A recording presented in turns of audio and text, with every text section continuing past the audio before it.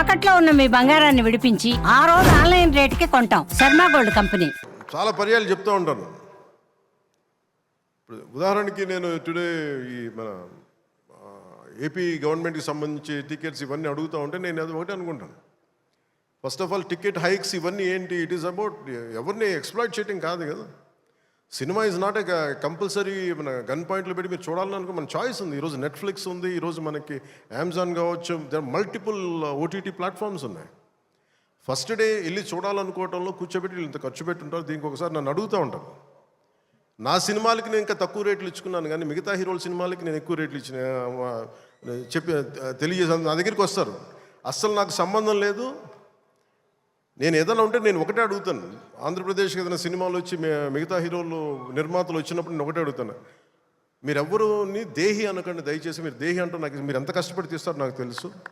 పైగా మీరు పెంచిన ప్రతి రూపాయిలో యు పే 18% జిఎస్టీకి వెళ్తుంది.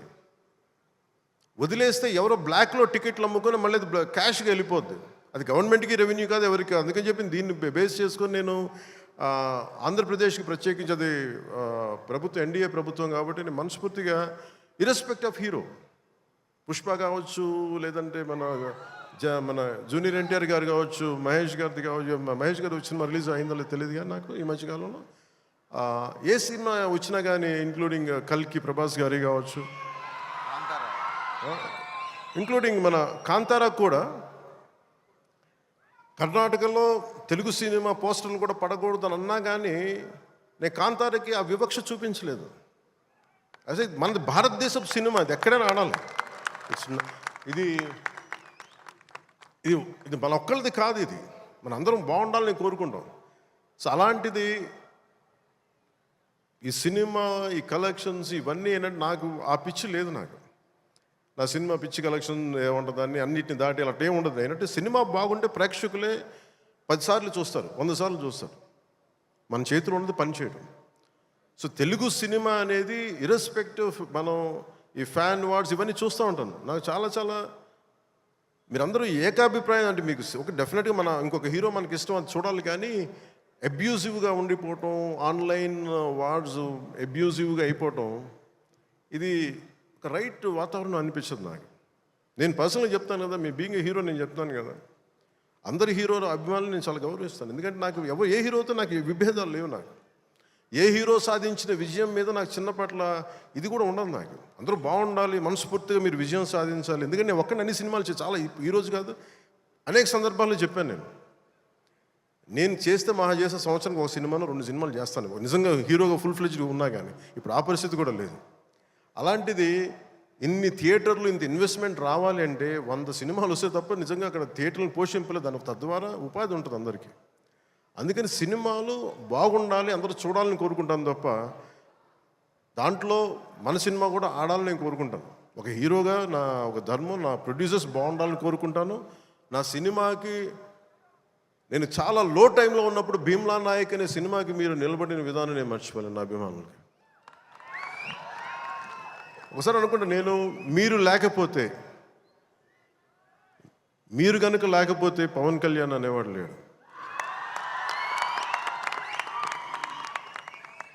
ఒకసారి నాకు సభకు వచ్చే వరకు నేను ఏం మాట్లాడాలో నాకే పెద్ద అవగాహన ఉండదు. కానీ మిమ్మల్ని చూశాక ఒకటే చెప్పాలనిపిస్తుంది, మీ నుంచి నాకు 2 గుండెల దూరం అంతే. నా గుండె నుంచి మీకు ఎంత దూరం అంతే, అంత మీద మనందరి మధ్య 2 గుండెల దూరం అంతే.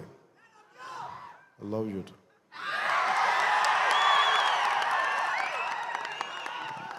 నేను సినిమా చేసినప్పుడు ఒకటే కోరుకుంటా, మీకు పవన్ కళ్యాణ్ సినిమా చూసినప్పుడు ఎలా ఉండాలి అని కోరుకుంటానంటే ఎంటర్టైన్మెంట్ ఉండాలి. ఆర్ట్ సినిమాలో ఉండకూడదు, కొంచెం ఎంటర్టైన్మెంట్ ఉండాలి, చిన్న ఉత్సాహం రావాలి, చిన్నపాటి సామాజిక అవగాహన స్పృహ ఉండాలి, దేశం మీద చిన్నపాటి భక్తి ఉండాలి, భక్తి పెంపొందించేలా ఉండాలి. ఇవన్నీ ఒక కలెక్టివ్ థాట్ అన్నీ సరైన కమర్షియల్ మీటర్లో దొరికితే ఎలా ఉంటుందో ఈ సినిమా హరీష్ శంకర్ నిర్దేశకత్వంలో, ఆయన దర్శకత్వంలో నేను ఏమైతే ఇలా ఉంటే బాగుంటుందని కోరుకుంటానో అవన్నీ చాలా పొందిగ్గా ఒక భగవంతుడికి ఒక మాల్లా కూర్చాడు. ప్రేక్షకులుగా ఆ మాల వేయడానికి సిద్ధంగా ఉన్నాను హరీష్. మీరు this film will definitely I think entertain you. అంటే నాకేంటంటే డికేడ్స్ నుంచి లాస్ట్ 2.5 డికేడ్స్ నుంచి నాకు ఏ సినిమా చెప్పుకోవడం నాకు తెలియదు. తొలి ప్రేమ కూడా ఆడినప్పుడు నా ఫస్ట్ సినిమా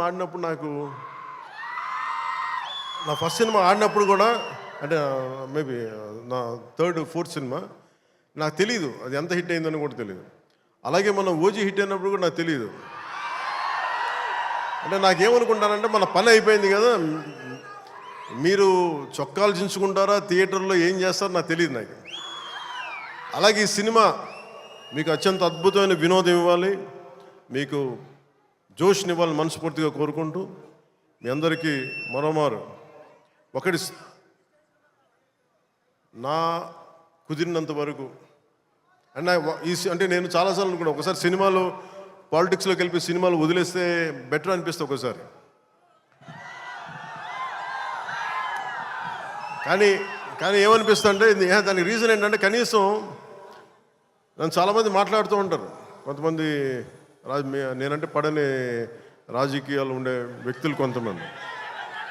నాకేమనిపిస్తుందంటే అలాగే నాకేమనిపిస్తుందంటే రాజకీయాలు ఉండే వాళ్ళందరికీ కాంట్రాక్టులు చేసుకుంటారు, వాళ్ళందరికీ వ్యాపారాలు ఉన్నాయి. నాకు సినిమా ఉంది, కాకపోతే నేను కూర్చోబెట్టి మొత్తం పనులు అన్నీ వదిలేసి బాధ్యతలు వదిలేసి నేను సినిమాలు చేయట్లా. కనీసం ప్రతి మనిషికి 8 hours డ్యూటీ చేయాలి, అది కనీసం బేసిక్ రూల్ అది 8 hours. అలాంటిది నేను 16 గంటలు పనిచేస్తాను, 14 గంటలు పనిచేస్తాను. ఒక 3-4 గంటలు ఇలాంటి సమయంలో కుదిరితే అన్నీ కరెక్ట్గా పెట్టుకొని నా సమయాన్ని నిజంగా దృష్టిని దాని తాలూకు విలువను గుర్తించి సరిగ్గా ప్లాన్ చేసుకుంటే మన ఉస్తాద్ భగత్ సింగ్ లాగా ఎలా ప్లాన్ చేయగలం హరీష్ చూపించారు అది. సో నాకు దాన్ని బట్టి సినిమాలో మనం చేయొచ్చు అనే ఒక చిన్నపాటి ఆశ అయితే కలిగింది నాకు. అంటే ఆశ కంటే కూడా చెప్పాలంటే ఒక ధైర్యం వచ్చింది నాకు. సో నెక్స్ట్ టైం ఎవరైనా సినిమా చేయాలి నా దగ్గరికి వచ్చినప్పుడు హరీష్ శంకర్ గారికి మైత్రి మూవీస్కి నేను పంపిస్తాను. వాళ్ళు ఎలా ప్లాన్ చేశారు, ఎలా అత్యంత తక్కువ టైంలో, అంటే నేను వాళ్ళకి అర్థమయ్యేది కాదు ఎప్పుడు నేను ఆంధ్రాలో ఉన్నాను ఎప్పుడు ఇక్కడ ఉన్నాను అర్థమయ్యేది కాదు ఎవరికి. ఎందుకంటే నేను కరెక్ట్గా అక్కడికి వెళ్ళి 8 గంటలు పనిచేసేవాడిని, 9 గంటలు ఉండేవాడిని, ఒకసారి 12 గంటలు ఉండేవాడిని, వచ్చి నైట్ అంతా కూర్చొని 2 దాకా చేసేవాడిని ఇక్కడ. ఇవన్నీ చేయగలిగానంటే ఇది బేసికలీ నా కాలం తాలూకు విలువను అర్థం చేసుకొని దాన్ని ముందుకు తీసుకెళ్ళినందుకు మనస్ఫూర్తిగా నిర్మాతలు రవి గారికి, నవీన్ గారికి, ప్రతి ఒక్కరికి నా ధన్యవాదాలు తెలుపుకుంటాను. ఇది మీరు ఇచ్చిన ఈ జోష్ కానీ ఈ అవకాశం కానీ నేను మర్చిపోలేను. మీరు అలాగే విదేశాల్లో ఉన్న తెలుగు ప్రేక్షకులందరికీ, అభిమానులందరికీ, నా అభిమానులందరికీ మనస్ఫూర్తిగా ధన్యవాదాలు తెలుపుకుంటూ ఈ సినిమా అద్భుతమైన విజయం సాధించాలి, మీ అందరికీ ఆనందం పంచాలి మనస్ఫూర్తిగా కోరుకుంటూ నా తోటి నటీనటులందరికీ, టెక్నీషియన్స్ అందరికీ, హరీష్ శంకర్ గారికి, నిర్మాతల ద్వయానికి, ప్రతి ఒక్కరికి